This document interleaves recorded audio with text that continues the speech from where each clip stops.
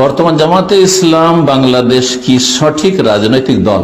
দেখেন, জামাতে ইসলাম হোক আর আওয়ামী লীগ হোক আর বিএনপি হোক আর কি নাম এনসিপি না কি বলছে, ওই ছাত্র দল হোক, এগুলো সব গণতান্ত্রিক দল। ইসলাম যদি আপনি বিশ্বাস করেন, ইসলামের আকীদা, ইসলামের মতাদর্শ আর ইসলাম যদি বুঝেন, তাহলে গণতন্ত্র ইসলাম সমর্থন করে না। গণতন্ত্র ইসলাম সমর্থন করেন না। তার সামান্য কিছু ভালো দিক রয়েছে, প্রায় সবগুলি দিক ইসলামের সাথে সাংঘর্ষিক।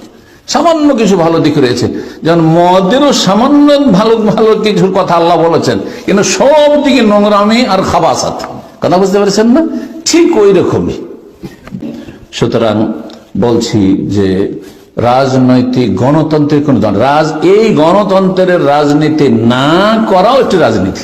ইসলাম বিরোধী রাজনীতি বর্জন করি, এটা হচ্ছে আমার রাষ্ট্র পরিচালনার নীতি। রাজনীতি মানে কি? দেশ পরিচালনার নীতি। আচ্ছা, আবু বকর, ওমর, ওসমান, আলী, তারা কোন ভাবে ইসলাম দেশ চালিয়েছেন? এই দিয়ে বলেন তো দেখি। তা আপনাকে ওইটাতে যেতে কি হচ্ছে? ওটাতে যেতে কি হচ্ছে? রাসূলুল্লাহ সাল্লাল্লাহু আলাইহি ওয়াসাল্লাম যখন প্রথম মক্কায় শুরু করেছেন কাজ, তখন একটা স্তর কয়েকটা বছর, মাত্র 2, 3, 4 বছর গেলেই তার একটা প্রস্তাব পেশ করেছিল কিনা, যে হে নবী, তোমাকে মক্কার রাজা বানিয়ে দিচ্ছি, ইনকুনতা তুরিদু মুলকান মাল্লাকনাক, তোমাকে কিং বানিয়ে দিচ্ছি, মালিক বানিয়ে দিচ্ছি, রাজা বানিয়ে দিচ্ছি, আর তুমি আমাদের দেবদেবীর বিরুদ্ধে বলিও না। মেনেছিলেন নবী সাল্লাল্লাহু আলাইহি ওয়াসাল্লাম? না।